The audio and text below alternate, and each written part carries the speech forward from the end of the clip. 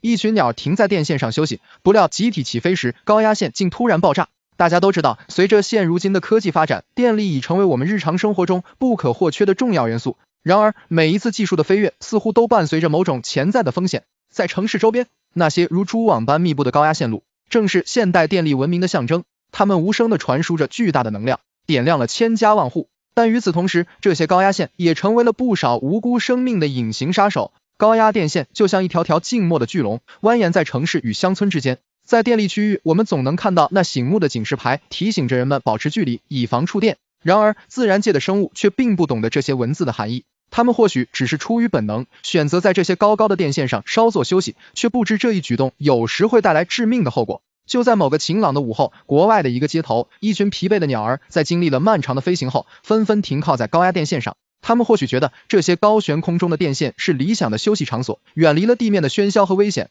然而，他们没有意识到，这片看似平静的栖息地，实则隐藏着巨大的危机。随着时间的流逝，越来越多的鸟儿加入到这个高空聚会中，它们叽叽喳喳地交流着旅途的见闻，享受着难得的宁静时光。然而，当这些鸟儿休息足够，准备再次展翅高飞时，灾难却突然降临。伴随着一声震耳欲聋的巨响，高压线突然发生了爆炸，耀眼的火光划破天际，仿佛一颗璀璨的流星坠落。在这突如其来的变故中，许多鸟儿甚至来不及反应，就瞬间被火焰吞噬，它们的羽毛在火光中化为灰烬，生命在这一刻戛然而止。这场悲剧不仅给这些无辜的鸟儿带来了灭顶之灾，也给人们敲响了警钟。我们不得不思考，在科技发展的同时，如何更好地保护自然界的生命，如何避免类似的悲剧再次发生。这起事件也引发了社会各界的广泛关注，许多专家和学者开始探讨如何研制出防范动物触电的装置。毕竟，动物并不懂得人类的警示和规则，它们只是本能地寻找栖息之地，而我们作为人类，有责任也有义务去保护它们，避免类似的悲剧再次上演。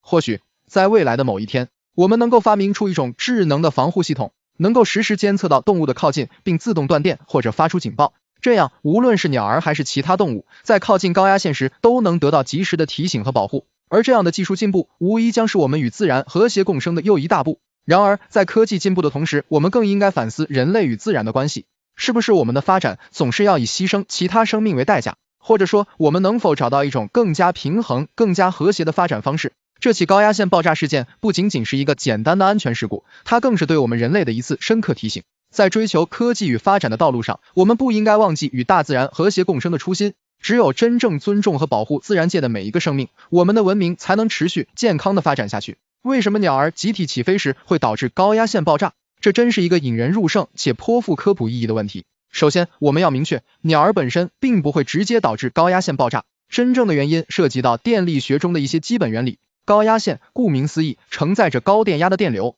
在正常情况下，这些电流在导线内部稳定流动，不会引发任何问题。然而，当外部条件发生变化时，情况就可能有所不同了。鸟儿停靠在高压线上时，虽然它们自身并不会直接造成电流短路，但它们的存在可能改变了电线的物理状态。比如，鸟儿的重量可能导致电线略微下垂，或者它们的活动可能使得电线发生微小的位移或形变。当大量鸟儿同时起飞时，它们对电线的压力突然消失，这可能导致电线的形态迅速恢复，从而产生瞬间的机械应力。这种机械应力有可能影响到电线的电气性能，尤其是在电线已经老化或存在隐患的情况下。更为关键的是，如果鸟儿在起飞时与电线发生接触，比如翅膀或脚触碰到不同相位的电线，就可能形成一个导电通路，导致电流异常。在极端情况下，这种异常电流可能引发电弧放电，进而产生高温和爆炸。此外，高压线周围的环境也可能对爆炸产生影响。例如，如果电线周围存在可燃物质，电弧放电可能点燃这些物质，从而引发更大规模的火灾或爆炸。